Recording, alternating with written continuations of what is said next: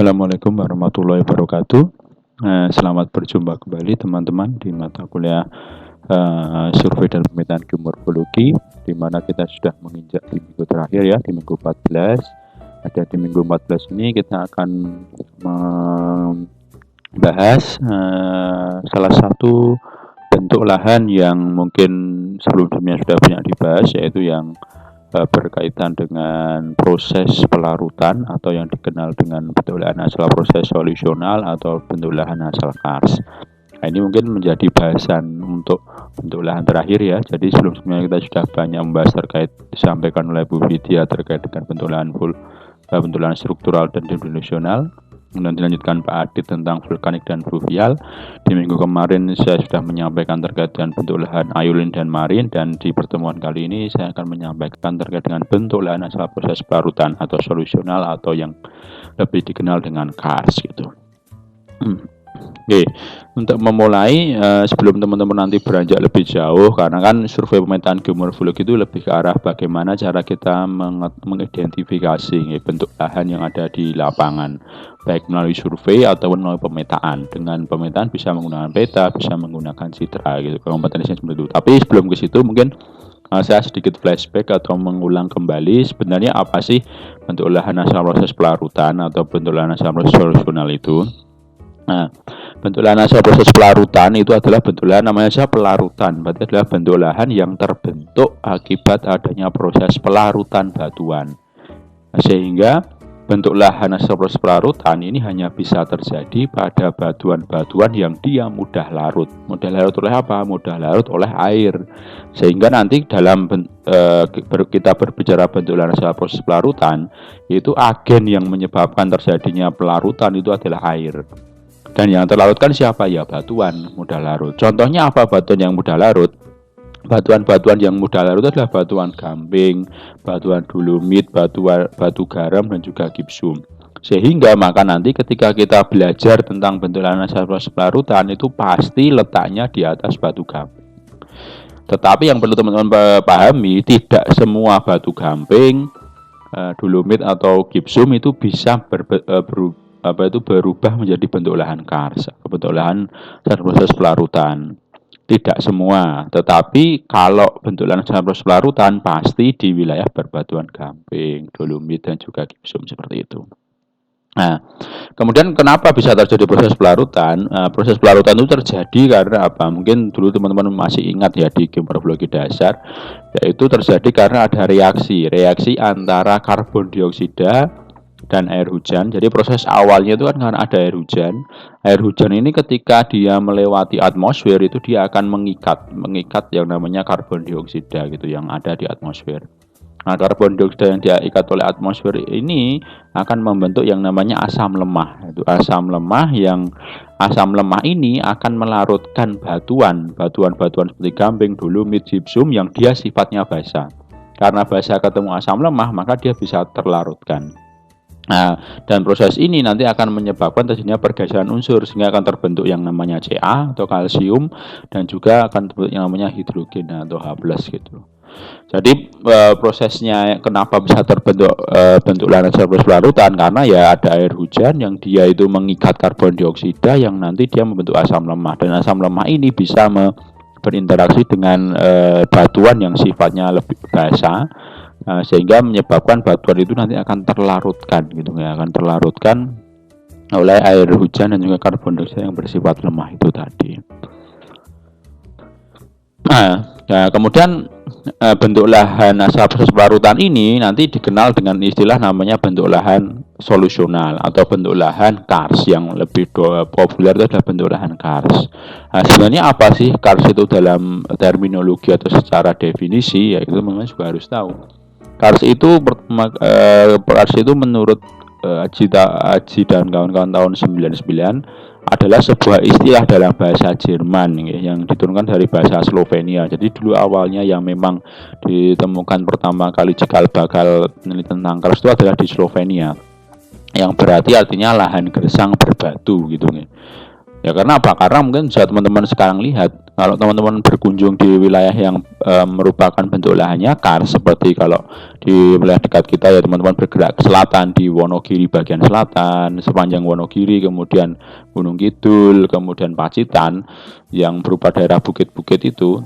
Nah, itu adalah bentuk lahan kars. Kalau teman-teman ke sana kan teman-teman melihatnya hanya adalah lahan gersang. Karena apa? Karena di atas itu tidak ada airan permukaan, terlihatnya itu hanya batu-batu semua, tanahnya tipis. Itu adalah ciri khas dari bentuk lahan kars. Sehingga dinamakan dulu awalnya terminologinya adalah lahan gersang berbatu seperti itu. Nah, kemudian menurut Fanny dan Duchen menyebutkan bahwa kars itu adalah suatu bentuk lahan yang terbentuk oleh proses pelarutan batuan seperti gamping, dolomit, marmer, gipsum, dan batuan garam. Ini sama seperti yang awal tadi ya, bahwa kars itu adalah bentuk lahan yang dia terbentuk atas proses pelarutan atau karena adanya proses solusional yang terjadi pada batu gamping, dolomit, marmer, gipsum, dan juga batuan garam. Nah, makanya kalau teman-teman nanti berkunjung ke bentuk lahan, kalian dilihat batunya, mesti batunya adalah batu gamping, tidak ada yang batu yang lain gitu. Atau bisa dolomit atau marmer atau gipsum atau batu garam. Tapi dominannya menurut hasil riset itu hampir di semua hampir di semua wilayah kars di dunia itu hampir sekitar 80%-nya itu adalah batu gamping. Seperti dolomit, marmer dan lain itu hanya berapa 20% gitu. Tapi yang 80% mendominasi adalah batu gamping. Nah, tapi tadi saya katakan tidak semua batu gamping, marmer, kemudian dolomit itu dia bisa membentuk yang namanya bentuk lahan kars. Hanya tertentu saja, ada syaratnya. Sehingga kita harus bisa membedakan kapan batu gamping itu dikatakan belum membentuk bentuk lahan kars dan kapan batu gamping itu dikatakan sudah membentuk bentuk lahan kars. Itu ada ciri-cirinya gitu. Menurut William B. White tahun 88 itu ciri khas itu dia menyebutkan bahwa ciri khas itu ada 3. Yang pertama itu terdapat cekungan-cekungan tertutup. Jadi kalau teman-teman menemukan topografi di suatu wilayah, di situ terdapat yang namanya wilayah cekungan-cekungan yang dia tertutup atau tidak terbuka, atau gampangnya itu dia membentuk sistem lembah yang dia melingkar ataupun membentuk tutupan-tutupan tertutup oleh bukit, sistem perbukitan-perbukitan di sekitarnya, itu adalah ciri khas dari bentuk lahan kars. Kemudian yang kedua, jarang atau tidak ditemukannya sungai permukaan. Nah, ini tadi kenapa dikatakan sebagai lahan gersang berbatu, karena di wilayah kars itu jarang sekali ditemukan wilayah sungai permukaan. Ada, tetap ada, tapi memang jarang sekali. Kenapa? Karena di ciri kawasan kars, bentuk lahan kars itu dia sistem alirannya, kalau teman-teman dulu mungkin belajar di hidrologi, itu adalah sistem multibasinal. Jadi multibasinal adalah dia aliran permukaan, dia akan turun ke bawah atau masuk ke dalam yang namanya luang ponor, sehingga nanti dia membentuk sungai bawah permukaan atau sungai bawah tanah gitu. Sehingga ketika kita melihat di atas permukaan, sungainya itu hilang ke bawah gitu. Makanya dikatakan sebagai sistem multibasinal. Kemudian yang ketiga, berkembangnya drainase bawah tanah tadi atau bawah permukaan atau sungai bawah tanah, dan juga sistem gua. Jadi kalau teman-teman menemukan di suatu wilayah itu ada sistem perguaannya, kemudian bahkan sampai ditemukan sungai bawah tanah, berarti dia termasuk salah satu ciri-ciri kawasan kars. Berarti batu gampingnya sudah berkembang menjadi bentuk lahan kars, bisa dikatakan bentuk lahan kars. Tapi ketika teman-teman menemukan suatu wilayah dengan batuan gamping, kok belum ada cekungan tertutupnya, tidak ada guanya, tidak ada sungai bawah tanahnya, tidak sungai permukaannya masih banyak, berarti itu ciri bukan bentuk lahan kars. Jadi dia belum berkembang menjadi bentuk lahan kars, mungkin masih tahap awal. Dan seterusnya nanti akan saya sampaikan data perkembangannya. Nah, berdasarkan ciri tadi, mungkin itu sudah banyak dibahas di geomorfologi dasar ya, sehingga saya tidak akan fokus di situ, tapi saya akan lebih fokus di bagaimana kita mengidentifikasi bentukan-bentukan lahan yang ada di wilayah kars. Nah, secara umum bentukan-bentukan yang ada di bentuk lahan kars terbagi menjadi 3.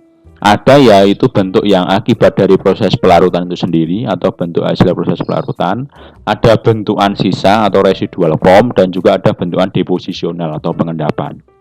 Nah, di kars itu berdasarkan prosesnya ada 3 itu ya, ada bentukan yang dia terbentuk akibat pelarutan, ada bentukan yang terbentuk akibat sisa atau residual pelarutan, ada yang terbentuk akibat deposisional.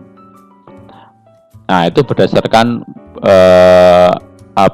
proses pelarutannya. Tapi nanti berdasarkan letaknya itu ada dua, ada yang namanya endokars dan juga exokars. Exo adalah di luar, berarti atau exokars, jadi dia tampak di atas permukaan bentukannya. Tapi kalau endo kan di bawah, berarti adalah yang ada di bawah permukaan. Kenapa ada endokars? Karena tadi saya katakan ciri dari menurut White, ciri bentuk lahan kars itu dia ada yang namanya sistem perguaan. Nah, bentukan endokars ini adalah bentukan-bentukan yang ada di dalam gua-gua itu tadi.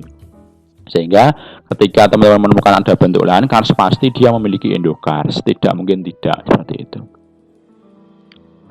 Nah, ini kemudian pembagiannya. Jadi bentukan lahan tadi kan ada 3 berdasarkan hasil proses pelarutannya. Ada yang hasil dari pelarutan akibat dari batuan yang larut. Contohnya apa? Ada dolin, ovala, polye gitu. Nah, kalau teman-teman menemukan di wilayah bentuk lahan, mungkin dulu sudah sempat disinggung di geomorfologi dasar. Itu kalau ada yang namanya dolin nanti bisa berkembang menjadi kumpulan dari beberapa dolin menjadi ovala, kemudian ovala yang dia membentuk cekungan yang sangat besar itu dinamakan polye. Itu adalah contoh dari bentuk hasil dari pelarutan seperti itu. Nah, jadi dia karena terlarut. Jadi kenapa bisa terbentuk dolin atau cekungan itu ya karena batuan di tempat itu tuh terlarutkan oleh air sehingga dia membentuk cekungan-cekungan seperti itu. Kemudian ada bentukan sisa. Bentukan sisa itu contohnya apa? Ada kubah kars, menara kars. Jadi kalau di wilayah kars justru sebaliknya, kalau kita belajar di struktural dan seterusnya, adanya bukit-bukit itu terbentuk akibat dari pengangkatan ya. Jadi karena proses adanya misalkan struktural pengangkatan, berarti karena ada proses itu sehingga daerahnya terangkat, sehingga yang datar itu justru bukan proses strukturalnya seperti itu, tetapi lebih ke arah itu. Tapi kalau di bentuk lahan solusional, justru bukit-bukit ini adalah bentukan sisa. Sehingga kenapa dikatakan sisa? Karena di bukit-bukit inilah, seperti bukit kars atau menara kars inilah, air itu tidak bisa melarutkan batuan. Mungkin karena batuannya itu dia lebih resisten terhadap air hujan dan juga asam lemah, sehingga menyebabkan batuan itu tetap, sehingga bentukannya tetap berupa bukit, berupa menara gitu, sehingga tidak terlarutkan.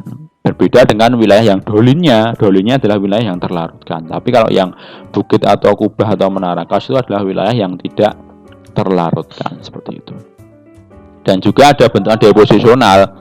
Bentukan deposisional contohnya seperti ada stalaktit, stalagmit, dataran aluvial kars dan seterusnya gitu.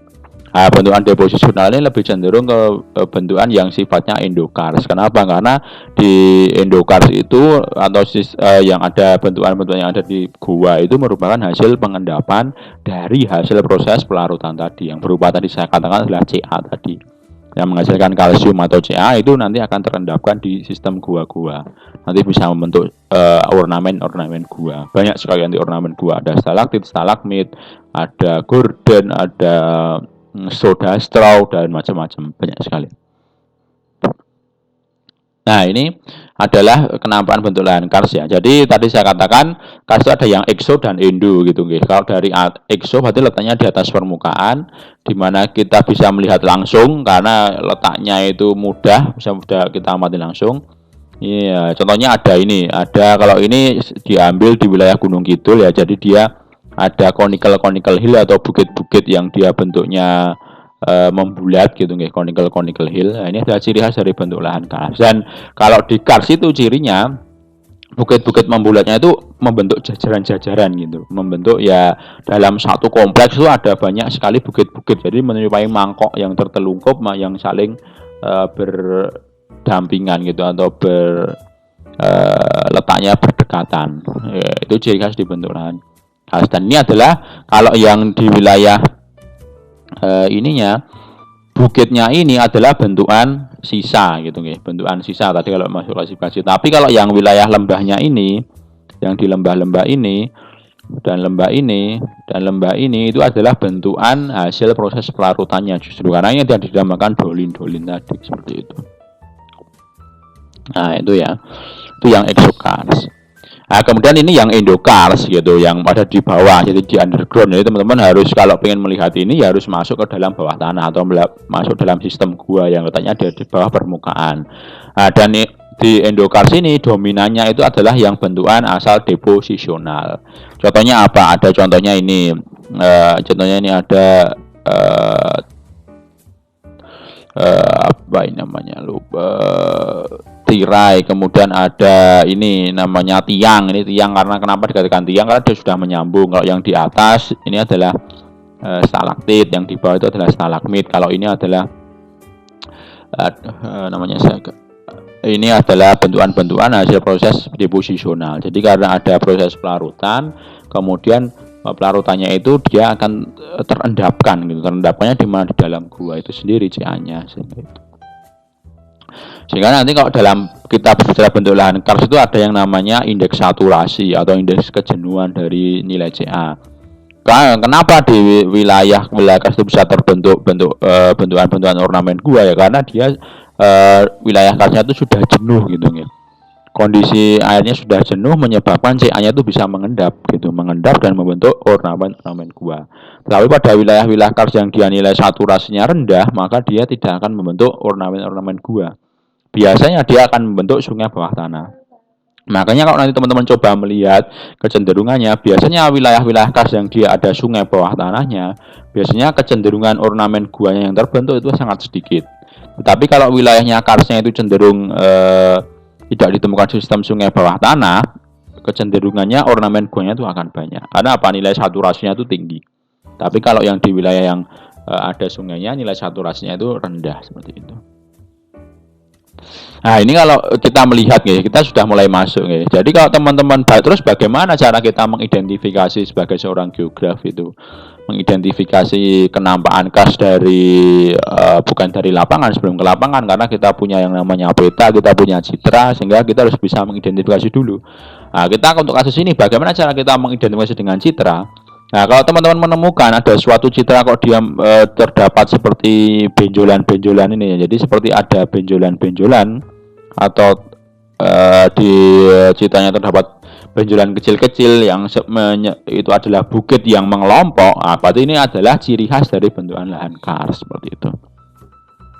Nah, ini saya ambil di Gunung Kidul ya, gunung-gunung agak sebagian selatan. Nah, ini kalau teman-teman lihat dia ada benjolan-benjolan seperti ini. Nah, ini adalah ciri khas dari bentukan kars. Kenapa? Karena benjolan-benjolannya adalah ciri khas dari bukit-bukit kars gitu. Bukit-bukit kars yang berupa konikel-konikel yang dia mengelompok gitu. Dan wilayah yang lembah-lembahnya ini adalah yang namanya nanti kokpit gitu nih. Kokpit, terus ada yang nanti membentuk dolin dan seterusnya nanti.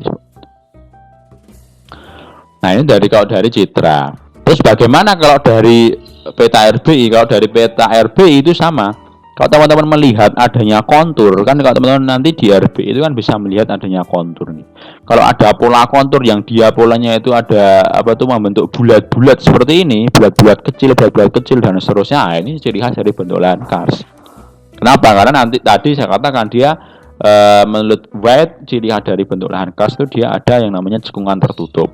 Cekungan tertutup ini dicirikan dengan adanya wilayah cekungan yang dikelilingi oleh bukit-bukit atau yang menutupi adalah si bukit-bukit tadi. Nah, dan ciri khas di peta RBI kalau teman-teman menemukan di situ ada konturnya itu ada bulatan kecil-kecil banyak sekali yang mengelompok dalam satu wilayah, berarti itu adalah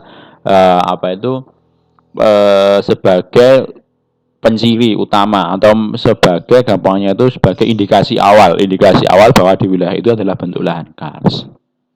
Nah, walaupun memang kalau kita berbicara sekarang ya, kalau semakin berkembangnya ilmu, ternyata sekarang ketika kita ingin mendefinisikan bentuk lahan kars, terutama kita ingin menjelaskan terkait dengan tahap perkembangannya, memang bentuk lahan kars sekarang itu tidak hanya dilihat dari topografi. Kalau dulu itu di sebelum tahun 2000-an kita membedakan kars atau tidak hanya bisa dari topografinya, dari bentuk tadi saya katakan, dari bentuk permukaannya, apakah ada dia bukit-bukitnya, apakah dia ada cekungan tertutup dan seterusnya, itu bisa kita langsung identifikasi dia masuk ke wilayah kars. Tetapi ketika dia sekarang ini perkembangannya dalam keilmuan, Ternyata sekarang ketika tidak semua, setelah diteliti, ternyata tidak semua ketika di atas permukaannya itu wilayahnya berupa bukit-bukit, di bawah permukaannya itu dia membentuk sistem gua yang sudah sangat kompleks, itu banyak sekali ditemukan. Jadi ketika atasnya itu membentuk cekungan tertutup, tapi bawahnya tidak ada sistem guanya, itu ada juga. Atau bahkan ada sistem gua tapi dia guanya itu masih belum berkembang gitu, belum banyak ornamennya, itu juga banyak sekali. Sehingga makanya sekarang itu selain dari untuk membedakan dia termasuk wilayah kars atau bukan, itu tidak hanya dari topografi tapi juga dari kondisi hidrologi atau dari kondisi bawah permukaannya. Apakah sistem airnya sudah berkembang atau belum? Apakah dia sudah menjadi conduit atau masih fissure atau masih diffuse, itu juga berpengaruh terhadap ketika kita mendefinisikan bentuk lahan kars. Kalau dia sudah conduit sistemnya, berarti dia sudah dikatakan karsnya dalam tahap yang sudah lanjut. Tapi kalau yang dia masih fissure, masih diffuse, yaitu airannya, berarti dia masih tahap awal perkembangan kars gitu. Nah, ini nanti kaitannya dengan bagaimana cara kita menentukan kira-kira wilayah mana di kars yang layak ditambang. Karena memang kars ini menjadi cukup problem ya sekarang. Kenapa ya? Karena memang kars itu menjadi salah satu sumber daya yang memiliki nilai ekonomis cukup tinggi, yaitu bisa digunakan untuk semen. Sementara kalau kita melihat kebutuhan di Indonesia, itu semen itu kan sangat tinggi untuk pembangunan. Oleh karena itu maka kita juga sebagai seorang geolog juga sangat penting mempelajari sehingga mana yang perlu kita konservasi, mana yang perlu kita tambang gitu. Kita harus bisa membedakan. Kalau yang boleh ditambang itu adalah wilayah-wilayah kars yang dia belum berkembang. Tapi kalau yang atau sedang berkembang atau malah justru yang dipilih yang sudah tua atau sudah lanjut sudah tidak berkembang, itu bisa juga. Sehingga nanti kita konserv pada wilayah-wilayah kars yang sedang berkembang ataupun yang dia menuju ke arah berkembang seperti itu. Nah, ini adalah contoh bentuk lahan kars ya. Ini adalah contoh bentuk lahan yang namanya ini ada di Kali Suci di Gunung Kidul. Jadi dia adalah yang namanya lembah buta gitu. Lembah buta atau namanya nanti istilah itu ada sinking stream gitu. Kenapa dikatakan lembah buta atau sinking stream? Karena nanti ini ada air, nanti airnya tuh masuk ke dalam gua atau bawah tanah gitu. Jadi kalau kita melihat dari citra kenampakannya ada nggak ya ngobrol? Kalau dari citra kenampakannya, jadi nanti ada aliran air yang dia masuk ke dalam seolah-olah hilang gitu. Kalau dari citra. Nah, ini ada contoh dari lembah buta. Ini di Kali Suci saya ambilnya. Nah, ini kemudian kalau teman-teman ingin belajar lebih lanjut tentang proses kartifikasi, memang ini lebih cenderung kimia sekali. Jadi pembentukan kawasan kars terjadi akibat proses pelarutan ya. Kalau reaksi kimianya itu H2O, jadi air hujan tadi akan mengikat CO2 dan nanti berinteraksi dengan batu gampingnya atau CaCO3. Sehingga nanti akan menghasilkan Ca2+ dan 2HCO3. Ca2+ ini nanti yang bisa membentuk ornamen gua. Dan 2HCO3 ini yang akan terlepas ke atmosfer seperti itu. Atau terlepas ke air yang mengalir di kawasan kars. Sehingga nanti sebenarnya kalau kita ingin belajar lebih jauh terkait dengan bagaimana cara kita menentukan perkembangan kars atau kita ingin mengetahui sifat airan di kars, itu bisa menggunakan ini air yang mengalir di kawasan kars. Air mata air bawah tanah itu bisa kita lacak nilai HCO3-nya, karena dari nilai HCO3 yang diproduksi ini kita bisa runut seberapa besar CaCO3 yang terlarutkan, seberapa besar CO2 yang dibutuhkan, dan seterusnya seperti itu. Nah, ini kalau secara sehingga kars ini juga memiliki peran penting sebenarnya dalam konteks perubahan iklim atau climate change. Kenapa? Karena tadi kalau teman-teman melihat secara rumusnya, kartesifikasi itu dia membutuhkan CO2. CO2 ini didapatkan dari mana? CO2 ini didapatkan dari dua sumber ya, dari atmosfer dan juga dari tanah gitu. Ketika saat musim penghujan tiba, CO2 itu dominannya dapat dari air hujan. Kenapa ya? Karena ada air hujan yang dia berkontak dengan atmosfer yang mengikat CO2 dari atmosfer. Tetapi ketika saat musim kering kan tidak ada hujan. Ketika saat musim kering itu tidak ada hujan, maka otomatis proses pelarutan tetap berjalan, tetapi CO2-nya sumbernya dominannya dari tanah. yang aliran-aliran infiltrasi perkolasi yang dia membawa CO2 dari tanah gitu, mengingat CO2 dari tanah, sehingga proses pelautan tetap terjadi walaupun dalam intensitas yang lebih lambat seperti itu. Nah ini kalau interaksinya ya, jadi sehingga karena ada potensi dia bisa mengikat CO2 dari atmosfer, maka Kars ini dikatakan dia memiliki fungsi strategis juga kaitannya dengan perubahan iklim. Karena apa? Karena Kars ini juga bisa mengurangi gas rumah kaca. Yang notabene gas rumah kaca itu salah satunya adalah karbon gitu ya. Walaupun memang kalau kita melihat karbon itu dalam konteks ilmuwan perubahan iklim atau di gas rumah kaca, memang dia tidak memiliki apa itu nilai rusak yang lebih kecil dibandingkan ozon, dibandingkan freon dan seterusnya. Tetapi karbon ini perlu diwaspadai. Kenapa? Karena jumlahnya itu dari tahun ke tahun itu meningkatnya sangat drastis. Karena hampir semua aktivitas kegiatan manusia, baik itu aktivitas domestik, aktivitas pakai kendaraan, menggunakan industri, itu semua menghasilkan karbon. Dan lama kelamaan karena itu semua itu berkembang dari tahun ke tahun, otomatis nilai karbonnya itu jauh melesat. Kalau kita melihat nilai freon, kita melihat nilai gas rumah kaca lain yang memang lebih berbahaya, itu secara konsentrasi dia peningkatannya tidak signifikan. Tetapi kalau kita berbicara karbon, peningkatannya itu sangat signifikan, sehingga memang ini perlu dikonserv. Bagaimana cara kita mengkonservasi karbon? Nah, salah satunya ini Kars itu memiliki fungsi strategis. Nah tadi ya CO2 ini adalah proses yang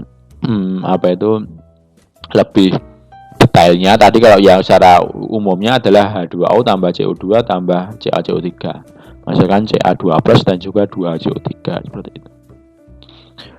Nah, karena tadi saya katakan ya di awal, tidak semua batu gamping itu dia bisa membentuk bentuk lahan kars. Ya, atau tidak semua batu gamping itu akan mengalami yang namanya proses pelarutan, sehingga ada yang namanya faktor-faktor yang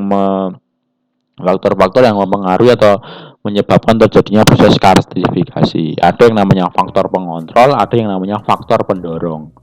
Faktor pengontrolnya apa? Ada 3. Pertama, di suatu tempat itu harus ada yang namanya batuan mudah larut, kompak dan mempunyai banyak retakan. Itu syarat pertama. Syarat-syarat terbentuknya bentuk lahan kars. Jadi kalau di suatu wilayah itu sudah ada batu gampingnya, jadi kan batu gamping sudah jelas mudah larut ya. Kemudian batu gampingnya itu dia kompak dan ada retakannya atau banyak sesarnya, banyak kekarnya. Nah itu adalah syarat pertama sudah masuk. Kemudian syarat yang kedua harus dipenuhi adalah curah hujan yang cukup, minimal 200 mm per tahun. Nah kalau ada batu gamping dia terletaknya di curah hujan yang kurang dari 200, ya dia tidak akan berkembang menjadi bentuk lahan kars. Kenapa? Karena dia tidak ada air hujan yang tadi yang dia bisa melakukan pelarutan, sehingga curah hujannya harus cukup, yaitu 200 mm per tahun.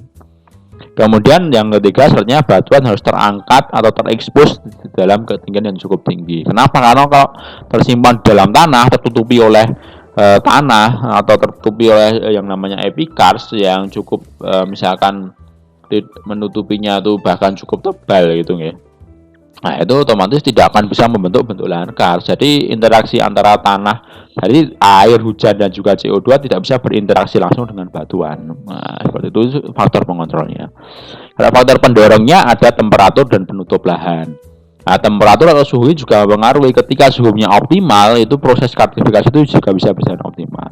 Penutup lahan juga sama terkait dengan vegetasi. Adanya vegetasi itu bisa membantu mempercepat karstifikasi. Kenapa? Karena dengan adanya vegetasi, dia akan membantu membentuk yang namanya kekar atau celah-celah dari batuan. Sehingga karena apa? Karena air itu bisa melarutkan melalui kekar-kekar itu. Tanpa adanya kekar, air itu tidak bisa melarutkan batuan, karena tidak bisa masuk ke dalam tubuh batuan.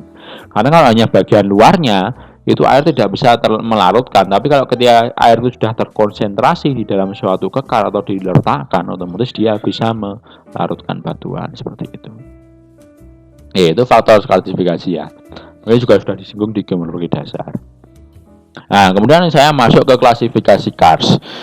Jadi tadi saya katakan di kars itu kan bentukannya banyak sekali. Bahkan kars ini ditemukan tidak hanya di wilayah tropis ya, di wilayah tropis, tapi banyak ditemukan di wilayah iklim sedang, di iklim yang bahkan di iklim berlintang tinggi itu juga ditemukan gitu. Nah, oleh karena itu karena juga sudah mulai banyak sekali yang meneliti tentang kars, maka kars itu dibagi-bagi kelasnya karena memang ciri khas kelas kars di daerah tropis, di daerah yang sedang, di iklim yang tinggi itu beda-beda ciri khasnya. Bahkan di wilayah tropis pun itu juga beda-beda di suatu tempat dengan tempat lain. Seperti di wilayah Pulau Jawa, Pulau Jawa dengan kars di Jawa dengan kars di Kalimantan, kars di Sulawesi, kars di Papua itu beda-beda ciri khasnya.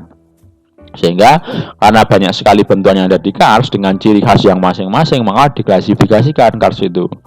Nah, klasifikasi yang pertama itu menurut fisik, yaitu pertama ada 3 klasifikasi, ada yang namanya holokars, ada merokars, dan juga ada kars transisi gitu. Holokars itu apa? Kars yang berkembang sempurna. Jadi memang seutuhnya benar-benar berkembang menjadi bentuk lahan kars. Ada sistem perguaannya sudah bagus, sistem airnya sudah konduit sempurna, kemudian bentukan topografinya dia sudah membentuk cekungan tertutup dan seterusnya. Itu holokars. Kemudian ada merokars, yaitu berkembang tidak sempurna, mungkin masih tahap awal. Jadi perkembangan guanya itu masih tahap awal, mungkin airannya masih dominan fissure, masih dominan diffuse gitu, masih fissure bukan diffuse gitu. Nah, itu adalah merokars. Kemudian kars transisi, yaitu berkembang baik tetapi batuan dasar yang impermeable tidak sedalam holokars gitu. Nah, kars transisi itu fisik. Kemudian ada menurut Sweeting. Sweeting itu ada yang namanya true kars atau berkembang sempurna atau holokars. Tadi yang berkembang sempurna ya. Kemudian ada fluviokars, yaitu ada kombinasi fluvial dan pelarutan. Jadi kalau di wilayah kars itu dia masih ada sistem permukaan yang cukup banyak, biasanya pada tahap awal gitu ya. Nah, itu dia masuk ke fluviokars. Jadi kombinasinya fluvial dan pelarutan. Kemudian ada glasiokars. Glasiokars itu adalah kars pada wilayah glasiasi. Di tempat kita ada yang glasiokars. Glasiokars itu di wilayah sana Puncak Kartens atau di Puncak Jayawijaya. Puncak Jayawijaya itu sebenarnya bukan gunung, tapi dia lebih ke kars kalau hasil penelitian. Jadi dia dasarnya itu ada kars, tapi karsnya itu tertutup oleh salju abadi. Nah, itu namanya glasiokars. Kemudian ada nivalkars. Nivalkars itu kars karena karstifikasi oleh salju gitu ya. Tadi kalau di daerah tropis itu kan dominannya karena air hujan, tapi kalau di wilayah yang glasial yang ada saljunya, biasanya dia tuh kars itu bisa terbentuk akibat dari pencairan dari salju itu. Jadi yang dinamakan sebagai nivalkars. Kemudian ada tropical kars, yaitu pada kawasan tropis, itu menurut Sweeting.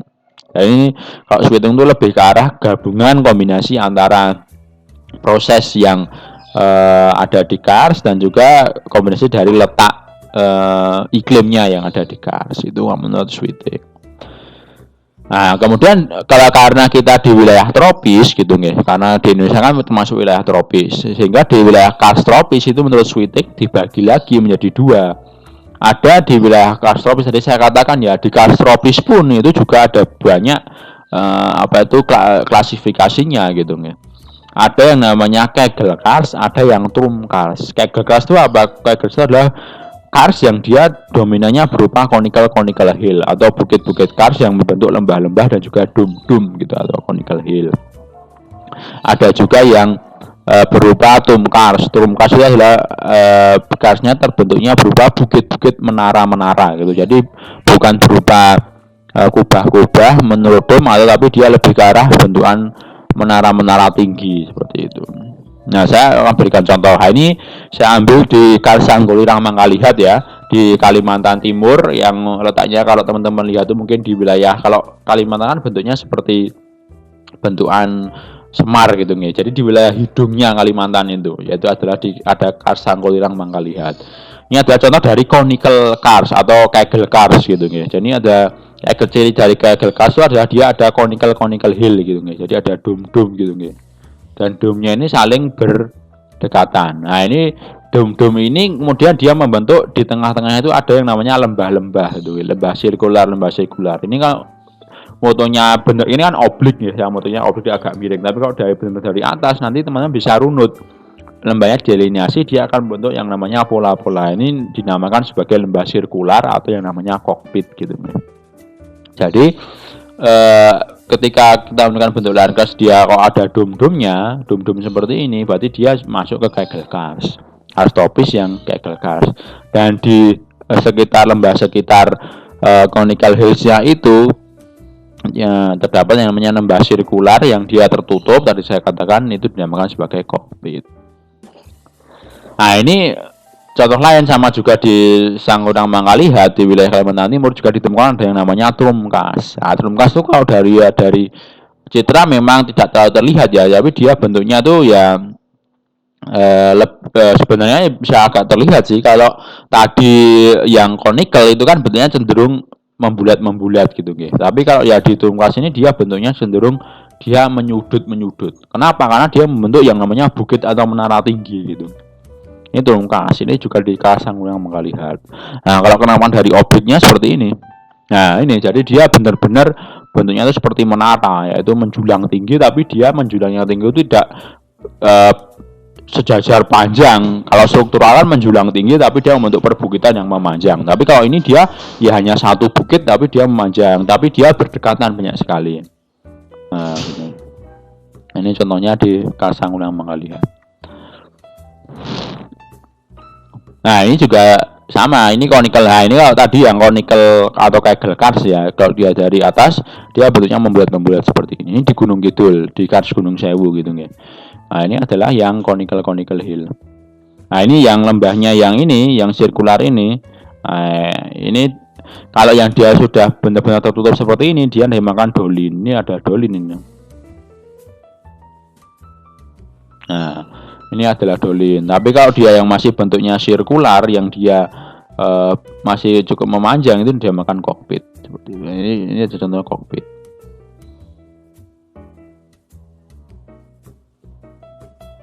Nah, ini kokpit. Tapi kalau ini sudah dolin. Seperti itu. Ini yang membedakannya, ini conical kars Gunung Sewu. Nah, di Gunung Sewu juga ada klasifikasi lain, yaitu kars labirin. Labirin itu memang sudah tahu ya.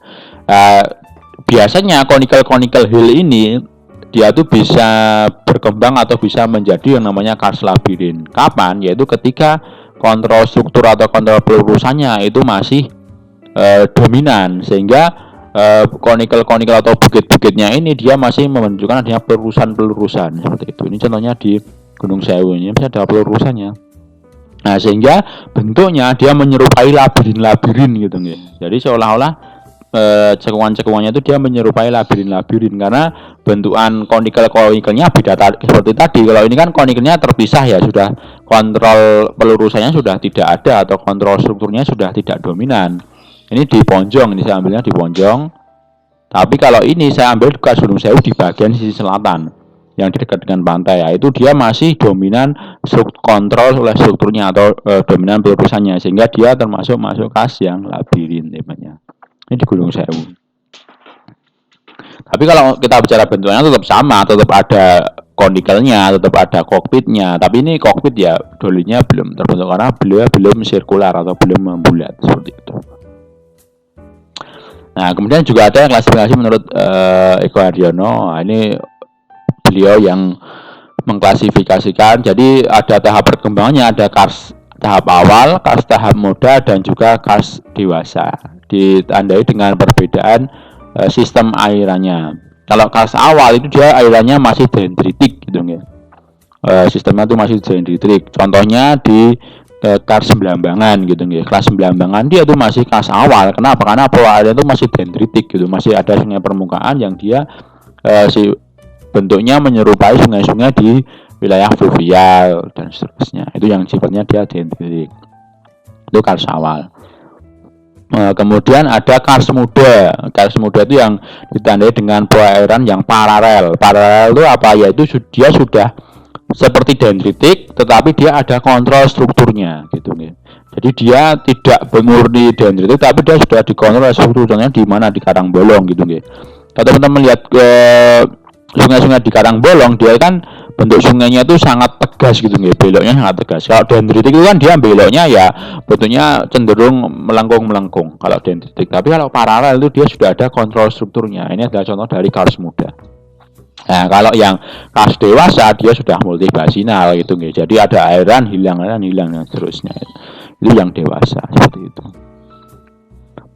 Nah, kemudian berdasarkan kalau perkembangan lembahnya, kars itu juga bisa dibagi. Ada kars yang tahap awal sampai dewasa. Kalau yang tahap awal itu dia masih bentuk lembahnya morfologinya masih membentuk U gitu ya. Kemudian kalau yang prosesnya semakin U nanti semakin dalam dia membentuk V dan seterusnya sehingga nanti dia membentuk morfologi yang benar-benar cekung seperti ini. Akibat runtuhan ini bentuk dolin gitu ya. Ini mulai perkembangan lembah kars. Jadi kalau ini bentuknya, kalau contoh gambarnya, kalau yang di tahap awal dia masih berupa seperti erosi parit gitu ya. Tapi kalau yang di tahap yang sudah menuju mau dewasa, tahap muda, itu dia cekungan lembahnya itu sangat dalam gitu ya. Tapi kalau sudah benar-benar dewasa, justru dia malah membentuk cekungan anterbukit yang memang melebar, lebih melebar. Kalau ini menyempit.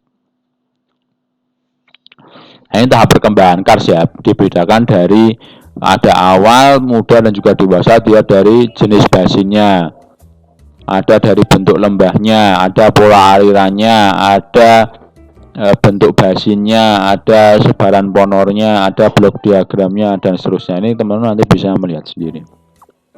Nah, ini adalah contoh. Kemudian kita lanjutkan ke contoh-contoh berupa bentukan-bentukan yang ada ditemukan di wilayah bentuk lahan kars.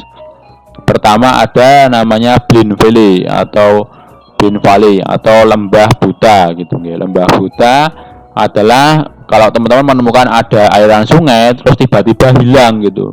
Hilang di suatu lembah atau masuk ke dalam wilayah terus tidak ditemukan lagi airnya di mana, itu namanya Blind Valley. Pasti titik ini ya dinamakan lembah buta. Nah, nanti kalau kasus yang lain, kalau teman-teman menemukan ada wilayah seperti lembahan terus tiba-tiba muncul sungai, nah itu kebalikannya, namanya adalah lembah saku. Nah, kalau yang air masuk hilang itu namanya lembah buta, tapi kalau yang ada lembah terus airnya keluar tiba-tiba entah dari mana, itu namanya lembah saku gitu. Ini adalah dolin kalau di lapangan ya bentuknya. Jadi dia ada perbukitan terus dia ada cekungan. Nah, biasanya dolin ini nanti bisa terisi air gitu nggih. Terisi air. Dan karena apa ya? Karena sifatnya di Batu Gamping itu dia membentuk tanahnya lempung, otomatis dia ketika saat musim penghujan memang dia menjadi tampungan air di atas itu yang dolin-dolin itu. Tapi ketika dia musim kemarau hilang biasanya airnya. Karena dia biasanya mengisi ke dalam sistem sungai bawah tanah ataupun hilang karena terserapkan ke dalam tanah seperti itu. Kalau evaporasi seperti itu.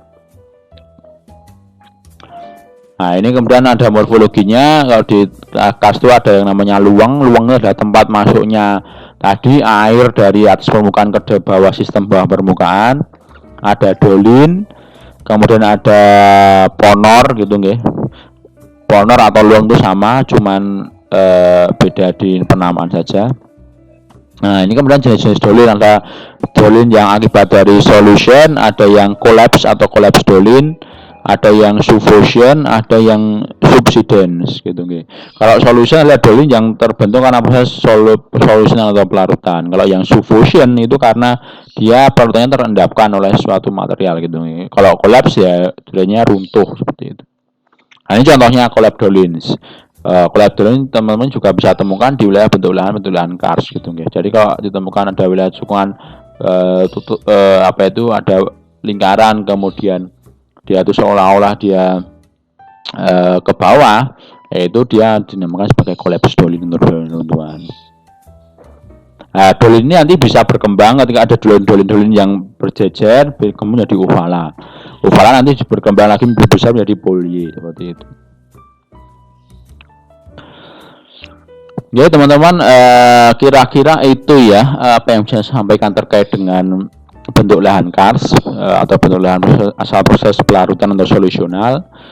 Semoga bisa semakin memperkaya keilmuan teman-teman di bidang survei dan pemetaan geomorfologi, sehingga nanti teman-teman ketika disuruh untuk mengidentifikasi menggunakan citra atau peta, oh ini bentuk lahan apa, oh ini bentuk lahan kars. Dari itu kemudian teman-teman bisa mengkaji, oh di bentuk lahan kars itu ada bentukan apa saja. Oh, ada bentukan dolin, ada kokpit, ada uvala, ada polye, ada kemudian ada yang tumkas dan seterusnya. Silakan nanti bisa lebih dieksplor lagi. Mungkin itu saja yang bisa saya sampaikan di materi ini. Saya ucapkan terima kasih. Semoga bisa bermanfaat. Assalamualaikum warahmatullahi wabarakatuh.